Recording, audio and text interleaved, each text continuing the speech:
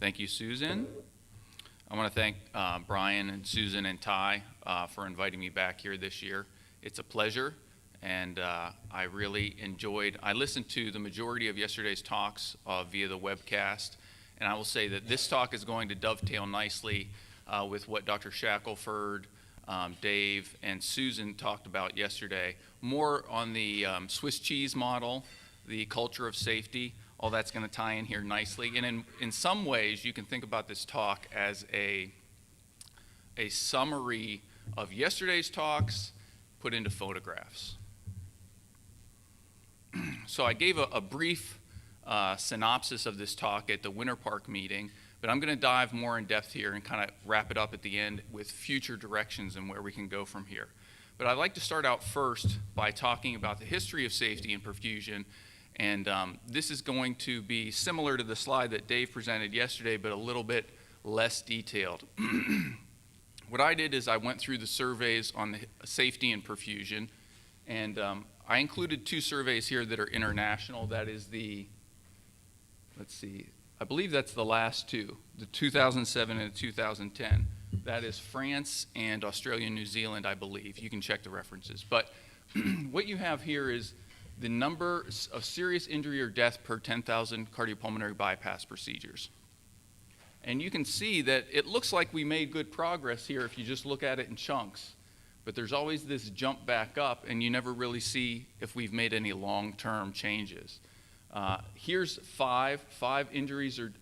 serious injury or death per 10,000 procedures, and almost all the reports go above that number. Now, what does that mean? Where are we as far as safety goes? Every day in the US, 1.73 million people fly on commercial airlines in the US. If they had our safety record, we would have over 880 people die per day flying on commercial airlines in the US. So while I think the standard and guidelines are great, I think that we've got room to go, and I hope that we can all kind of set that as a baseline going forward. So this presentation is not a standard scientific presentation. It's going to be a phenomenological, epistemological review. What does that mean? That means that phenomenological is kind of the history of someone's experience or an examination of someone's experience, and that experience will be mine. And the epistemological part is the search for knowledge, and also that's again my search for knowledge. It covers a single individual, that's me. It's longitudinal, covering 15 years, and it's going to cover 15 different institutions or facilities, and it's going to cover over 10,000 procedures, and I'll get to that more in just a minute. So when I first got done with perfusion school, of course, we all have this base knowledge that we come out with, and I'm hopeful, and I think that the base knowledge that students come out with today is significantly different than what I got. However, I will share with you. When I first got done with perfusion school, I felt that accidents and incidents were the result of equipment failures. You had your oxygenator failure, your pump failure, power loss, equipment, your disposables malfunctioned. I thought that on occasion you would have accidents that were the result of gross negligence on the part of the perfusionist. You know, somebody was reading a book during bypass and drained the reservoir. And I thought those things were really the bread and butter of perfusion accidents and safety issues. And this is kind of my graph on how I got to 10,000 cases for this and where my thinking started to change. So the first about 4 years of my career, I was at a small a few small groups. We did about 100, 125 cases per person per year, and there wasn't root cause analysis, and that had to do combination with the culture of the organizations, the location, and the history and time. And there wasn't quite too much sharing. And then I got into academic medicine, and the slope changed a little bit. Started doing more cases every year. Started getting into situations where if there was a mistake or an error, it was talked about and shared a little bit more. And then I became the chief at a large academic institution, and obviously every time something happened, we were doing about 2,000 procedures a year. It came and landed on my desk. So the slope went way up there, And now I cover 2 facilities that I'm responsible for, and we don't do as many cases as I had covered before, but the slope is still higher than what I would be doing individually. So all told, these numbers here are times 10, so this is, times 10. So this 1,000 would be 10,000. So for this talk, I'm going to set out some definitions. There's the near miss, the accident, and the incident. And not all safety surveys or safety studies use the same definitions, but this is what I'll use for this talk. A near miss is something which didn't reach the patient, but almost did. An accident is something that's an undesirable event which could not have been anticipated or avoided with a reasonable degree of diligence. That's not all diligence, or that's not complete and exhaustive, but it's just a reasonable degree of diligence. And an incident is an undesirable event which could have been avoided with increased adherence to established protocols or a reasonable degree of diligence. So I'm going to cover 21 cases, and these are in my personal log that I have in my mind. These are the 21 cases that I have either a photograph of or I recreated a photograph for this talk. Most of these are actual photographs. This case is a case I relieved the perfusionist on, and I'm going to ask everyone at any time, if you want to raise your hand, if you can locate the problem with this case. This was a deep hypothermic circulatory arrest procedure. I came in to relieve the perfusionist after the bypass run. I received report, sat down, was waiting for just a few minutes, and something just caught my eye as not being right. Anyone see it up here? The in and out of the oxygenator are reversed. So the entire procedure was done like this. This was not a near miss because this reached the patient. There was no known harm to the patient. But this was clearly an accident. It wasn't an incident. The perfusionist set this up this way. This was a dual check system, so 2 people signed off on the checklist saying they had checked this. And I believe at this period of time at this institution, listed on the checklist was specific that flow in and out of the oxygenator was checked for correct direction. Here's case number 2. I'm sure many of you have used this piece of equipment before for ECMO support or just intraoperatively for cardiopulmonary bypass. For those of you few who haven't, I came into this ECMO case and was checking the circuit after receiving report. And for the few who haven't, this red dot, the fact that this disc is in front of the red dot here indicates that it's not properly seated in the housing. This was not a near miss. This reached the patient. But there was no harm noted, and I'm not sure where you would put this, if you would put it as an incident or an accident.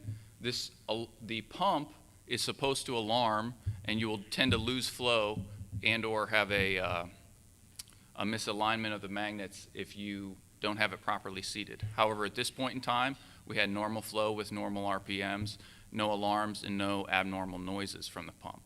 So definitely something that could have been avoided. Everyone had received in-service on this. This pump cannot be set up. This can't be pulled out, I guess is the best way to put it. If it's in there, it's not coming out, so it must have been not placed there properly from the start.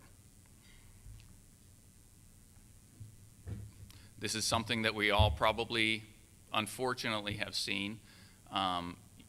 You try really hard, going back to what Tony and Dave talked about yesterday, to control the culture in an organization. And sometimes if the surgeon is screaming, the pump suckers stay on, independent of how much protamine is given. This was at 50% protamine administration. I think it was less, but I'm certain that the pump suckers were shut off by 50% protamine.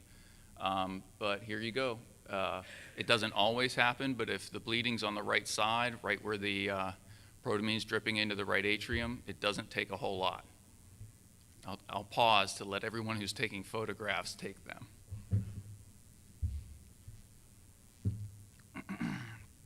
Here's case number 4. I was thankful that one of my colleagues sent me this picture because I wasn't there for this procedure. I'm sure everyone can see we've got 2 oxygenators here. This was not planned. This happened at about 4 or 5 o'clock on a weekday afternoon, and luckily at this organization, the perfusionist and the N+1 were two of the best clinicians this organization had, and the bypass was initiated, and it was after cross-clamp placement, it was quickly noted that the oxygenation was not sufficient, and called the N+1. N+1 came in, double-checked, confirmed, this is not in backwards, we're not accidentally taking a venous gas, and they continued cooling per the surgeon's request, and they primed this up. It wasn't very long, I don't recall how long, and it was placed in line here, subsequent to the initial oxygenator. At this organization, at this time, they did not measure pre and post oxygenator pressures. So the RPMs were noted to be normal for the flow, and they weren't sure why they couldn't oxygenate. The O2 sensor was indicating that it was working, and they had good gas flow. So they elected to add this one in. The rest of the case proceeded without problems. I applauded these clinicians for thinking quickly and solving this problem without creating another error and getting the patient successfully through this bypass run. This was the only, in the 10,000 procedures that I'm covering here, this was the only confirmed oxygenator failure. This oxygenator was sent back to the manufacturer. They did electron microscopy, I think. I don't recall the exact test, but they sent a report back to us and said there was a lot of significant discoloration that we saw after we washed the oxygenator. That usually indicates to us that there's some type of thrombus on there, and it was likely that the gas transfer was impaired. It wasn't zero, but it wasn't where it should have been. Going back again to just culture, I thought that it was interesting. After the fact, there was some Monday morning quarterbacking by some clinicians that this wasn't the proper corrective action, that the oxygenator actually should have been exchanged instead of adding another one in line.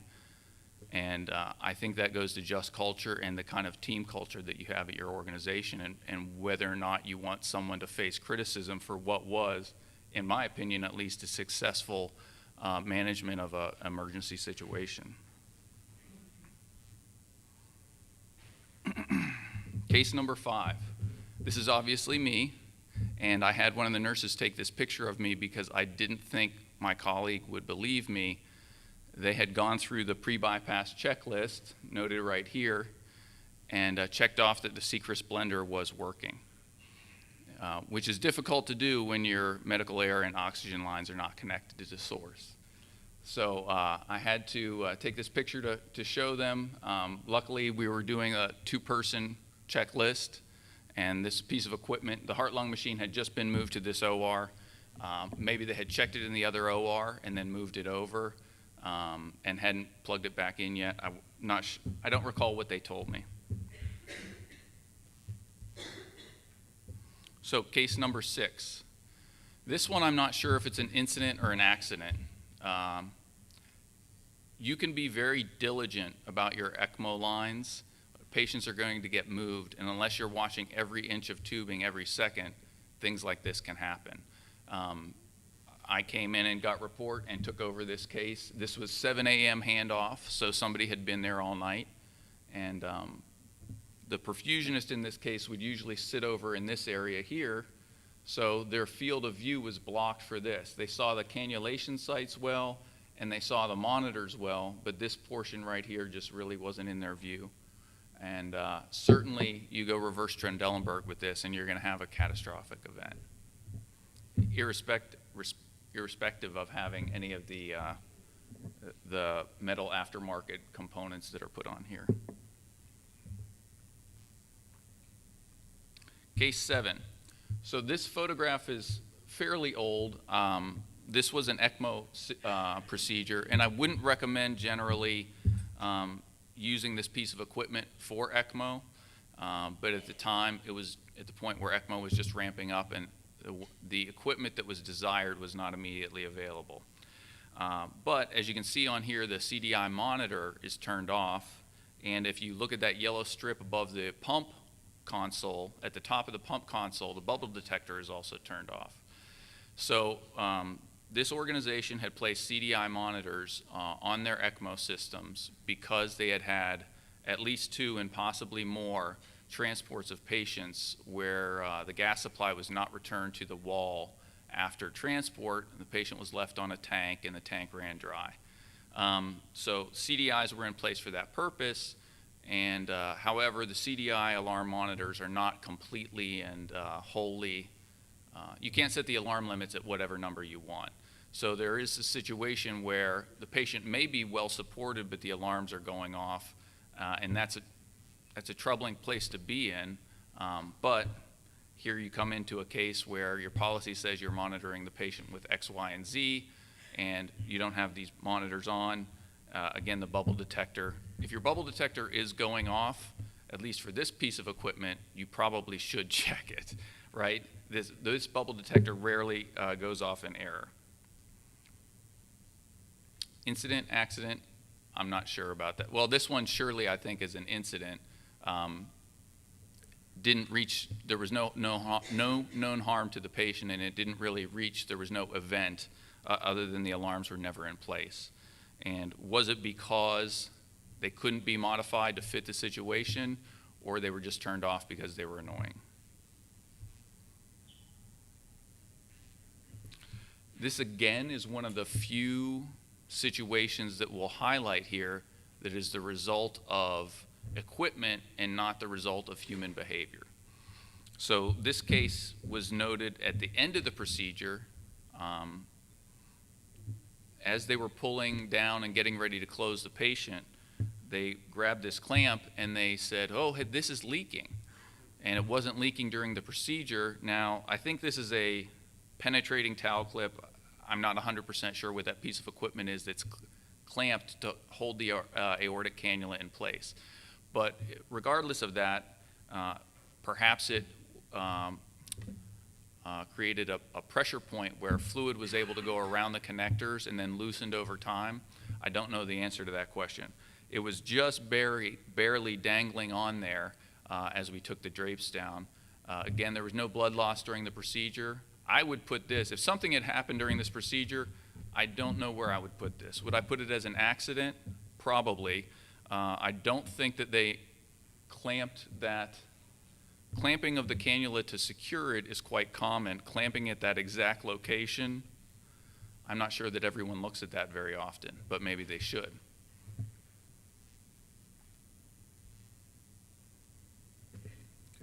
Case number 9. This one, I think you guys can see it here pretty well, and hopefully the people at home watching can as well. This little indention, I was called into the OR because cardioplegia was leaking. One of the roller pumps, they had a suspected tubing rupture, which is, again, very uncommon. In fact, in this 10,000 procedure case review, there's not one tubing rupture. Not many roller heads used, but not for the arterial line, but not one tubing rupture.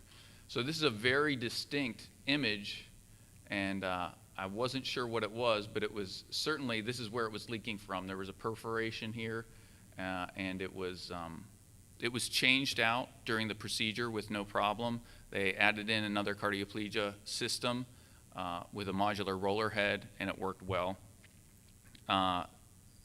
It was quite puzzling to me because it's not a random impression.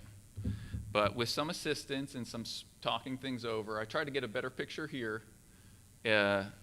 Someone pointed out to me that it exactly matched the guidepost here on this roller head. So what had likely happened is that someone had loaded this in by hand, not had the tubing down well in the raceway, cranked it down, must have cranked it down, I guess, pretty hard, or turned the roller pump on, maybe that's what happened, and created that indention. And surprisingly, obviously you tend to set up your system, most people set up their systems dry and then prime it.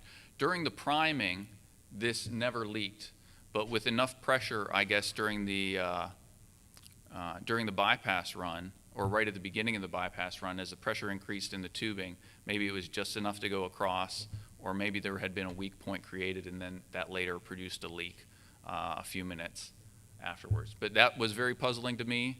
I think this one would be an accident. You could load this in there. Anybody could load something in a raceway and not have it well seated and not realize it.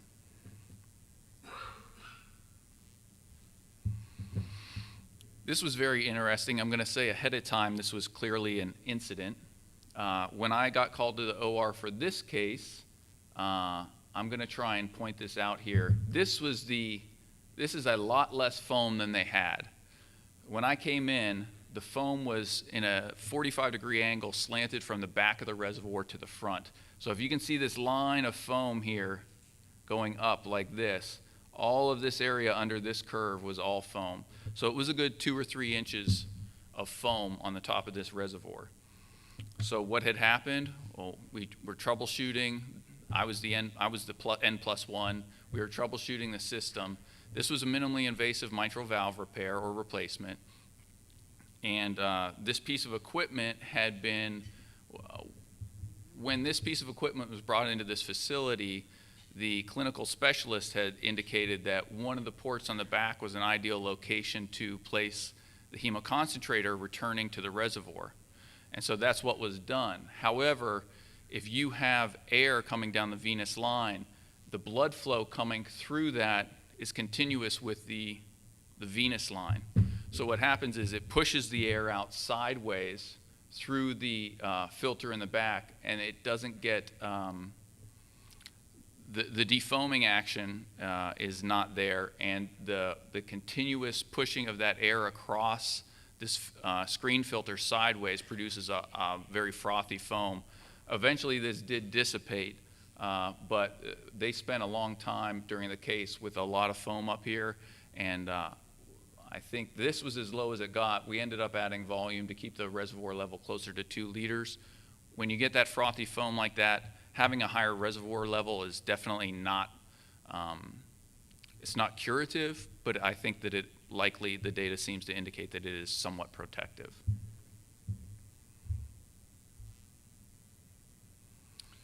This is an interesting case. If you can read this, I know the writing's kind of small. I was the one who put this defective sticker on here. How many of you, if I could see by a show of hands, check each alarm that's on your system every case? How many of you check the volume of each alarm for every case? Okay. So as I was setting the system up and going through my pre-bypass checks, the cardioplegia and the bubble detector and the level detector, all the alarms worked and they were all audible. For some reason, the arterial line pressure alarm was not audible. And for those of you who are familiar with this piece of equipment, there's only one alarm control, there's only one volume control on this piece of equipment. So all the alarm volumes should be consistent. Now the arterial line pressure alarm was audible at a much lower volume, so you could hear it if the room was totally quiet. But otherwise, it was going to be lost. And I found it very interesting. We had this piece of equipment in service, and they said they were not sure why that was happening. There was no way for them to correct it that they knew of, which I again thought was very interesting. Case number 12. Again, this was the same organization as earlier. They had CDIs on the ECMO systems for specific reasons. But in this case, this was clearly an incident, not an accident. The monitor was turned off because the cuvette was not working.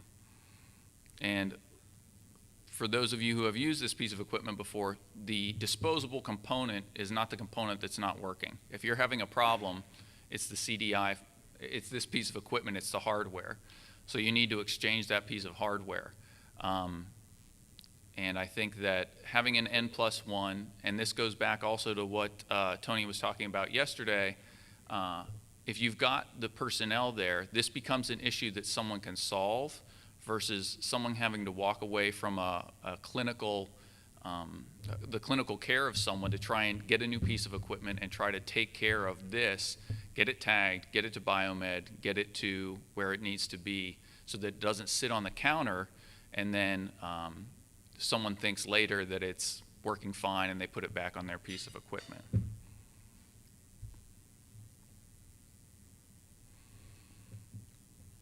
And again, ECMO seems to be a hot topic here.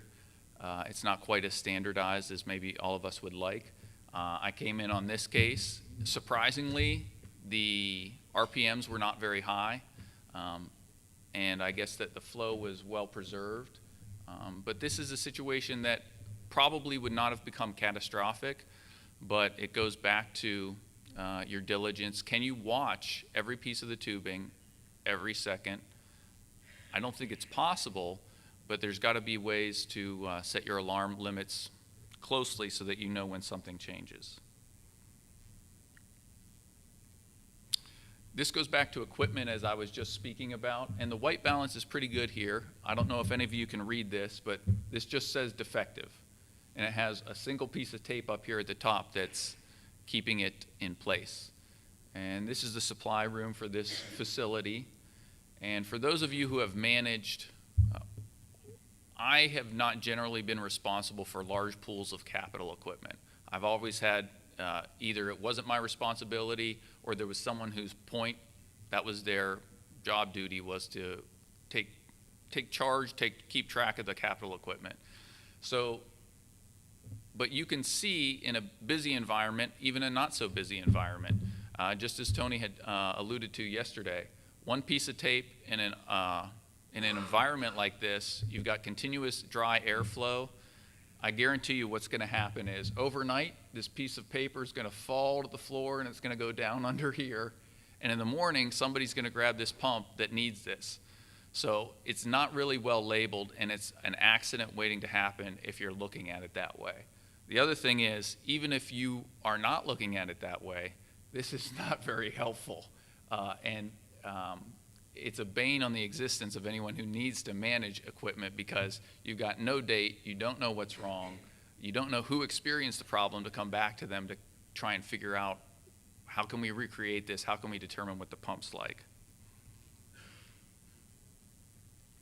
This was a case I did, and I was aghast, and it certainly changed my practice. I came in to relieve one of my colleagues who had to get out to catch a flight.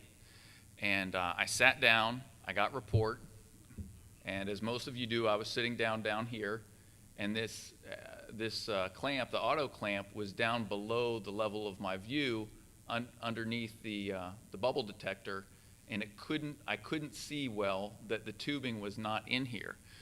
And I checked the pre-bypass checklist, and my colleague had checked off that all the alarm systems were in place and operational. Well, they had unseated the tubing to wrap the patient, and when I came in, they had already wrapped, but had not reseated the tubing. So I did the entire procedure, assuming that my auto clamp was in place and it was activated, but assuming my tubing was in the auto clamp, and I should have checked that on my own. And at the end of the procedure, this was a mitral valve. The surgeon pulled out one. He told me, I'm going to take you down to one cannula, and I said, that's no problem. And he did take me down to one cannula, and it wasn't a problem for a while. But up on the field, it always happens in that Swiss cheese model. The clamp popped off of the venous cannula that was not in place. And I did not drain the reservoir, but it was a close call. And I thought my auto clamp had come on, and it turns out I just clamped the arterial line and prevented drainage. And within a few seconds, they got the clamp back on up there, and we reprimed the venous line. And I did not realize that the auto clamp was not on until the end of the case, when we were completely decannulated and I got up to look at something. I looked down and only incidentally found that I had not had the arterial line in the auto clamp. That was definitely an incident, not an accident. Going back to how I think and how many of us probably think about safety, this is, I think, for heart-lung machines, I think that this is the only or one of the very few confirmed equipment failures during bypass over this 10,000 cases that I'm talking about. This is a case I was doing. It was a 2 a.m. Lung transplant, my favorite surgeon, and a young patient, so kind of all the cues that you don't want anything to go wrong. And anesthesia on this case was good, but they were more excitable. During emergency situations, they were not, out of a big team, they weren't the person I would pick to do the case. And at about 2 a.m., what happened is I got an audible alarm. You see up here, clamp malfunction. And for a while, I had no flow. I don't remember if these were dashes or X's, but I couldn't get my phone out fast enough to take a picture. There was no indication here on the flow meter, no number here. Of course, no index because that's calculated. I had no pump speed or RPMs, and my servo regulating level sensor, my bubble detector, none of that was working. It all shut off at the same time. After about 30 seconds, I immediately told them we may have a problem. I think we're on bypass, but I don't know. And what we did is we took a clamp off of there's several ways to check, but we took a clamp off of one of the bypass lines around a leukocyte depleting filter, saw we had brisk forward flow, and about 30 seconds later, the flow and the pump speed returned, but none of these ever came back. None of the alarm systems ever came back. So we decided to exchange the pump, and I was told later they came and serviced this, and there was some problem with the motherboard that we wouldn't have ever seen. So this was definitely an incident, one of the very few incidences that I'm going to cover here today. But we added the second pump. We exchanged the centrifugal pump over in a few seconds, and there was no patient harm, no known patient harm, but quite an exciting experience to me. Case 17. This is not that interesting except for one point. And again, this goes back to just culture and to building a team. Unfortunately, I didn't get to watch Tony's presentation on the perfusion teams. I'm going to watch that this evening. But this ECMO pre-bypass checklist had been organized by the facility, and then this was the last 3 steps that you need to check before initiating bypass. And sometimes bypass initiation is emergent, and sometimes you don't necessarily have all the time in the world that you want. But this was interesting to me because, obviously I've blanked the names out here. The person this is dual signature again, but the person whose name is on here was adamant that these things must be on the pre-ECMO checklist, and also adamant that even in emergency situations, these could be checked off before initiation. So I had to come back and say, look, I agree with you that these things are very important, but how do we deal with this? You were the one who said we needed to put these on here, and you didn't do them. Going back again to just culture. I'm not saying I have the answer for that. I'm saying ask Dave, and he'll give you the answer. Moving along, case number 18. This is a recreation, and I'll let you, this is a very short video clip. I kind of give away the answer here, but I'll let you all take a look at this and see if you can figure out what's going on. This case, this is a recreation of procedure. They had a long time, I think they were taking down bilateral mammaries and a radial artery for a patient who was very young who's going to have a cabbage. And it was round about noon when they just were ready to go on bypass, and they went to wrap the patient, and immediately this started happening. Now, what's going on? Can anyone fathom a guess or want to raise their hand?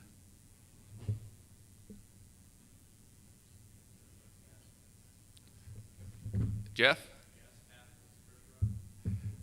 So the gas path was pressurized in some way, and we ran this a couple of different ways, and I actually came into this case. Let me see if I can replay this video. No. I came into this case as they were troubleshooting and trying to determine what was going on. They took off their vacuum that they had set up. They turned off their roller pumps.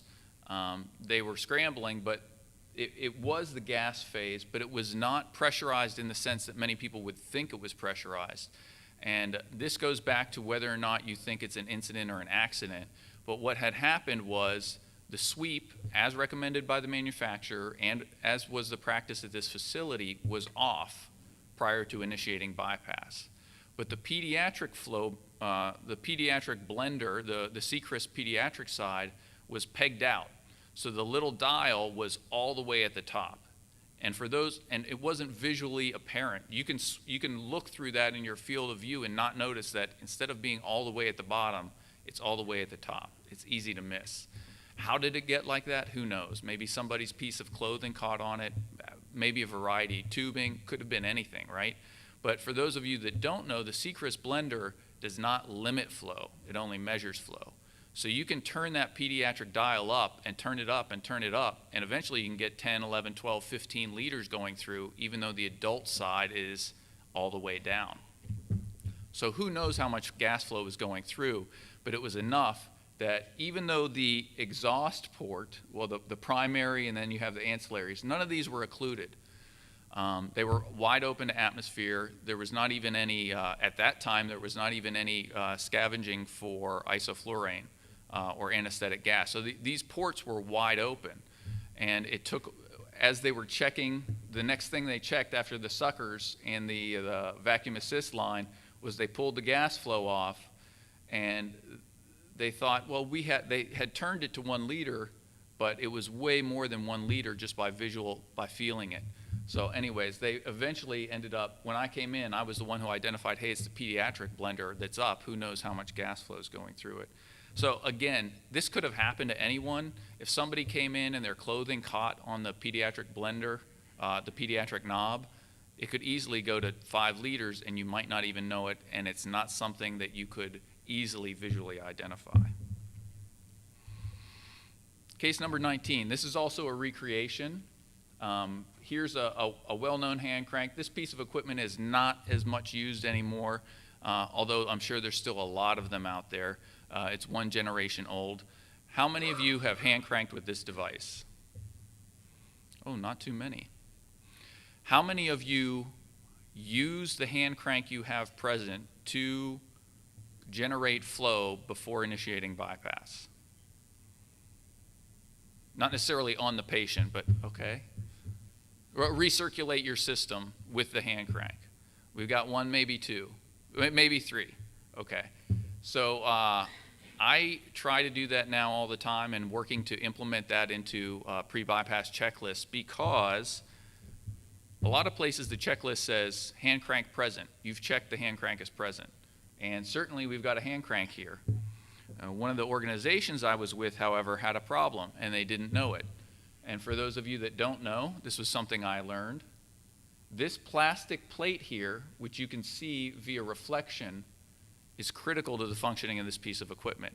And indeed, if you don't have this plastic plate here, you won't be able to hand crank. And if you try to hand crank, you will destroy the centrifugal pump that you place in this housing.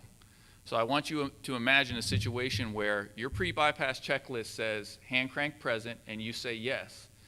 But one of the facilities I was at, this plastic plate had been broken. Maybe it was housekeeping, maybe somebody dropped it, but it was gone. It was just completely gone, and this red plate was over top. So you check that off. You have some kind of incident happen during, an accident happen during bypass, and you need to hand crank. Not only can you not hand crank, but now you have to get another hand crank, and you're going to have to exchange your centrifugal pump because you've destroyed. I don't exactly understand how that works, but I've been told by manufacturers that this is in fact the case. And when we tested it multiple times, every time we destroyed our cone.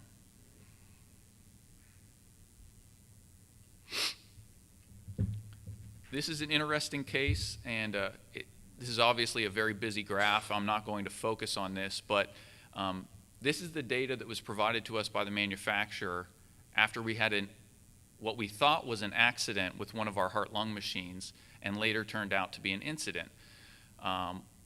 We had a case where they attempted to initiate bypass and they couldn't, and they thought they had an oxygenator failure, and they thought the oxygenator was thrombosed. They opened the venous line, got brisk flow into the oxygenator, but couldn't initiate bypass. And in fact, there were alarms going off, and they were having a hard time identifying which alarm. And they went to change out the oxygenator, and the N+1 came into the room to save the day. And They started hand cranking, couldn't get good flow on the hand crank, so they thought there was defective centrifugal pump.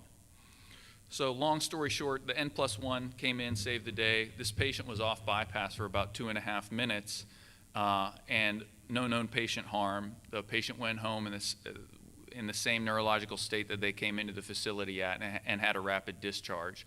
But this data helped us to identify, and again, I won't bore you with the details, where the flow was, where the RPMs were, where the alarms were going off, where their test infusions were. We could follow the exact protocol that this perfusionist had followed to initiate bypass in this case. And in speaking to this perfusionist during the root cause analysis, they were playing with how they put their clamps on the arterial line for initiating bypass. And certainly I wasn't there to observe it, but every indication pointed to they left a clamp on the arterial line, one that they don't normally have there. And in this emergency situation where they had multiple alarms going off, the patient was exsanguinated, they began cardiac massage, they completely missed in their field of vision the clamp that was on the arterial line. Again, going back to just culture, what do you do with someone who has that situation pop up? That's certainly a kind of a console situation or coach that person. But what if you have those same situations pop up again and again? And I don't know if Dave really hit on that. That can be a tricky situation because you definitely want to coach the person, but at some point in time, ABCP doesn't mandate competence. They only mandate the knowledge base, and competence is left up to the individual facility to determine.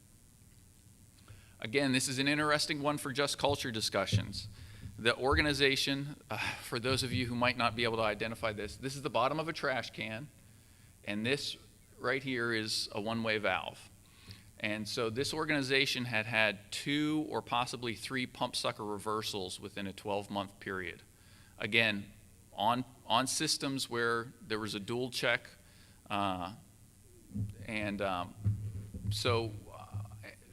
this was my responsibility. I decided we're going to put one-way valves in the pump suckers. We put them on the positive side of the pump sucker so that we would not decrease the suction that the surgeon saw on the field.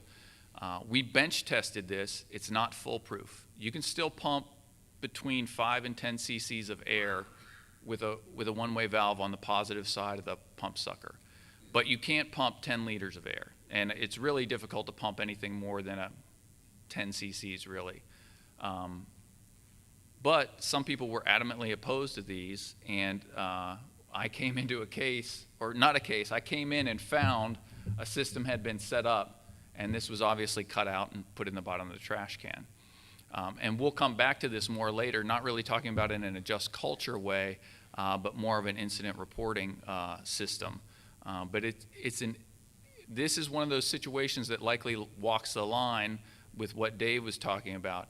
Did this person not believe? You have to judge their intentions. Did they not believe that this would work, so they discarded it? Or did they discard it for personal, maybe not egotistical reasons, but did they discard it because they felt like they didn't need it? You have to judge their intentions before you decide where to go with just culture for this situation.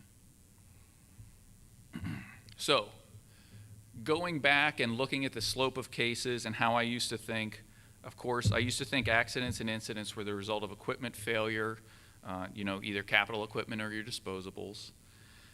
And I thought that there was gross negligence by people who just were not very good clinicians. Now how I feel, equipment failures are extremely rare events. We've got, in this personal series, we've got 1 oxygenator failure in 10,000 procedures. Capital equipment failure, we've probably got 1, maybe 2 in 10,000 procedures. Operator error is probably more than 100-fold more common than any equipment malfunction. And as we think about how we educate ourselves annually and how we educate our students at the beginning of their careers, I think that this is an important point to focus on, because in emergency situations, you tend to revert to your training in the most basic level of your training. So if you're if it's reiterated over and over again, oxygenator failure, oxygenator changeout, when a catastrophe happens, even if you're a very good clinician, your thought process is going to default to the oxygenator is probably the problem here, instead of this is a false alarm. I actually don't have a problem. The alarm system is just going off in error. Good clinicians make these errors. The majority of the mistakes I would make here, that I have covered here today, were made by people who were at least good clinicians, if not excellent clinicians, and people I would generally refer my family to have them if they needed bypass for a procedure.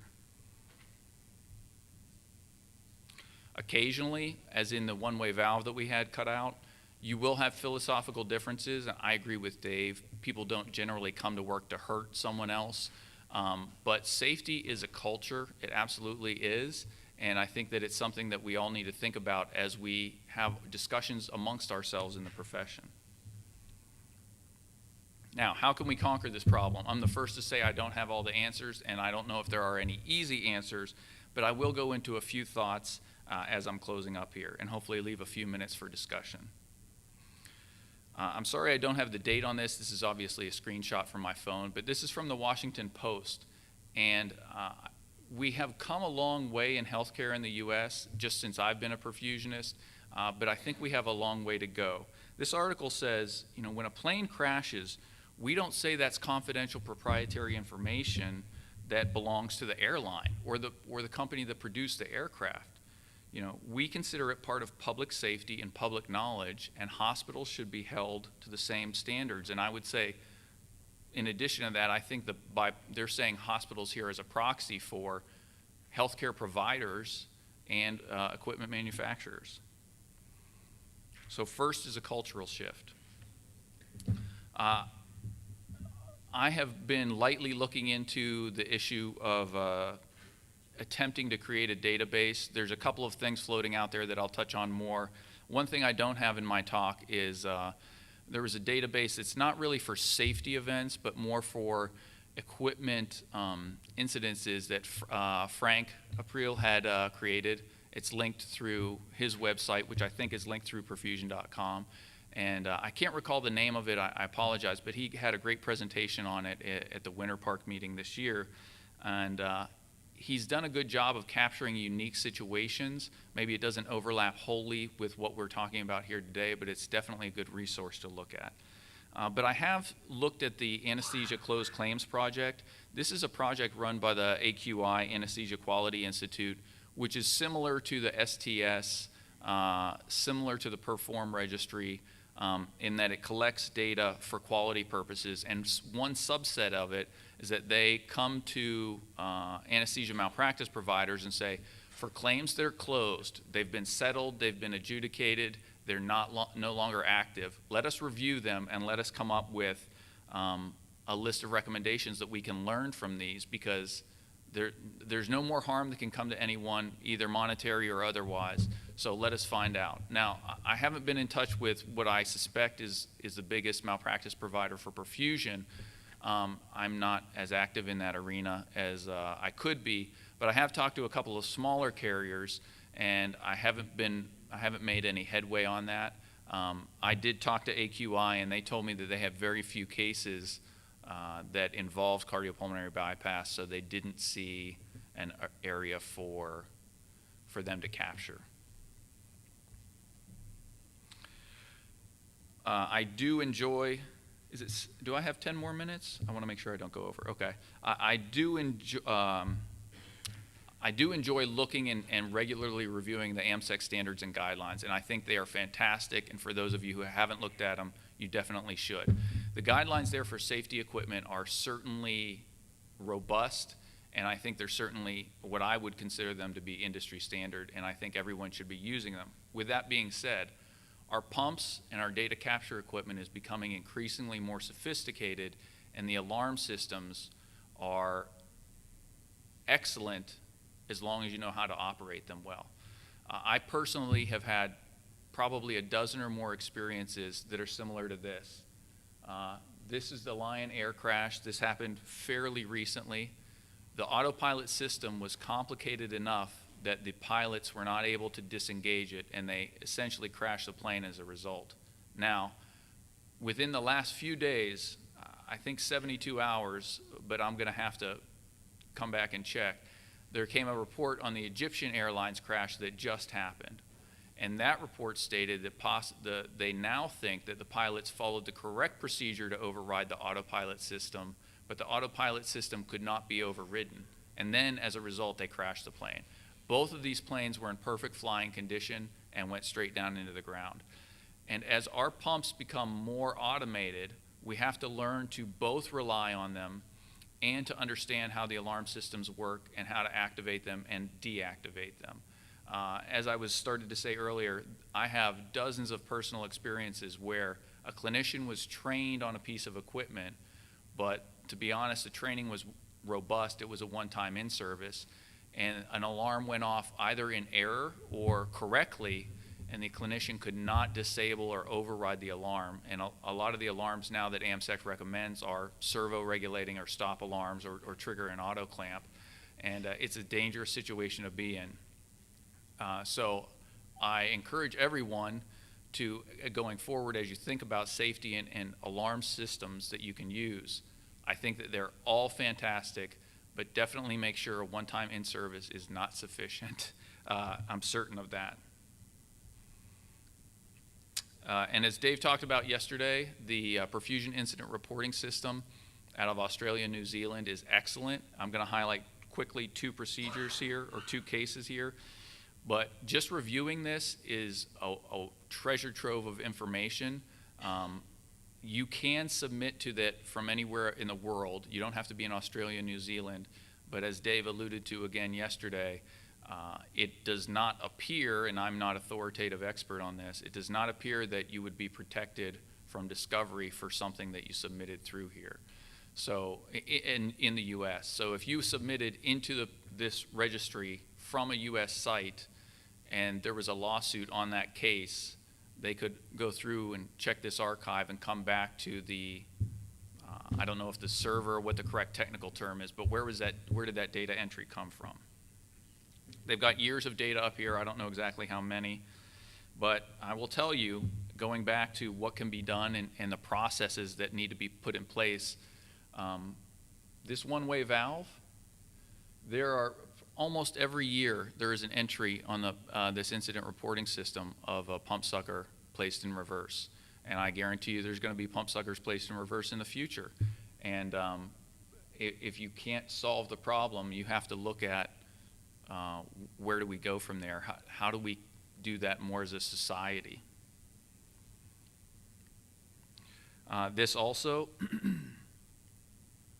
so I don't want to have you guys read this whole thing, but what happened is a perfusionist took over a case close to initiation of bypass, and upon double checking all their alarms, found that their alarms were not properly linked between the alarm control module and the actual pump, right? And most systems now have different variables. So one of the organizations I was at read this, identified, hey, that's a big problem here. We move modular pumps and we remove pumps room to room all the time, and it's easy to not reconnect the alarm settings or connect them in reverse.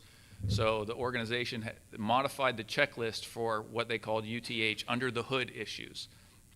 So you have to pull the pump console, the pump cover down to make sure that you've got your alarms slaved to the right pump. I'm not sure if that's the correct terminology, but I believe you all understand what I was doing. So review, going back to high reliability organizations that Tony talked about yesterday, review beforehand, as Gary Grist often advocates for, is something that really can result in missing an accident that could have happened easily.